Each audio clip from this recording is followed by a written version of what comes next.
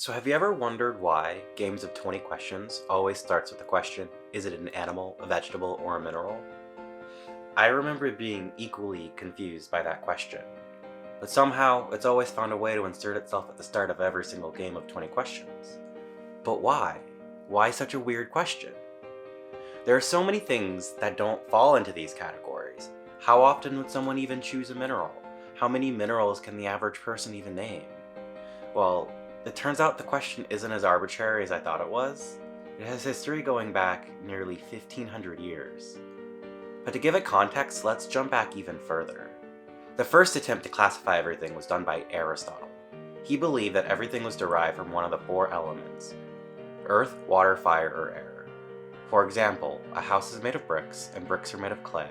Clay is made of mud, and mud is made of earth and water. Everything could be traced back to the elements like this.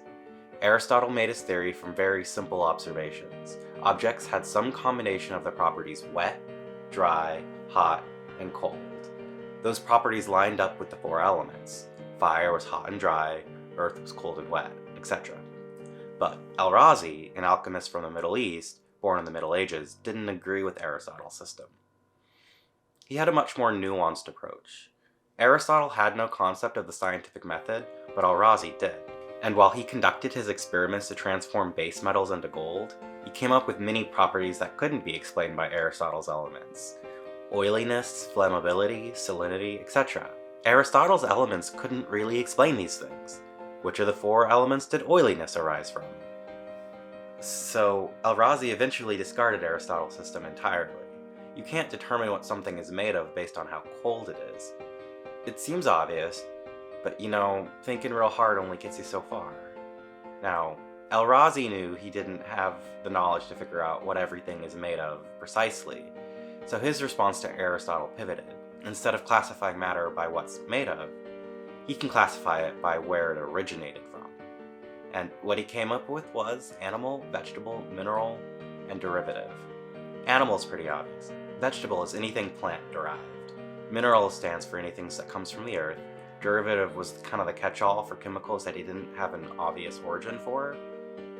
But at the same time, his approach laid the foundation for organic chemistry in a time when his contemporaries were still using magic to explain those things.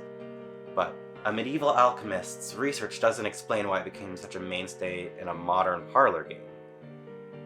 Al-Razi documented his work methodically, and eventually his research made its way to Europe.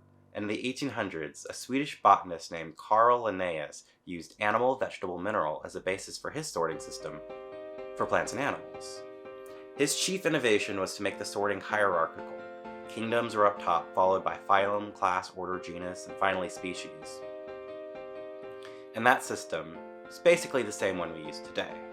Only you might be wondering why mineral is on that list at all, considering minerals aren't alive and Linnaeus' system is how we categorize living things these days.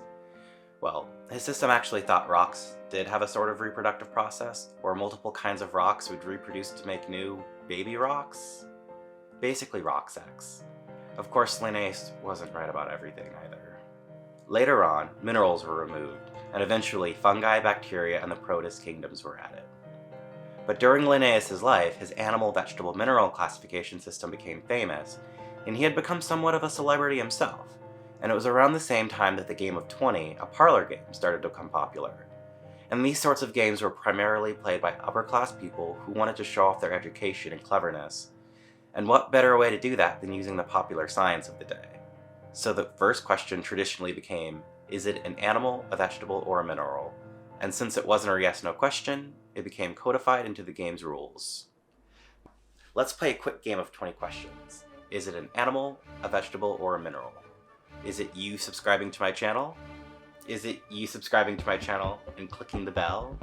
Alright, I won't push my luck with the bell. But, maybe. Anyways, thanks for watching. I'm Jake Frondorf, and this is Cardboard Mountain.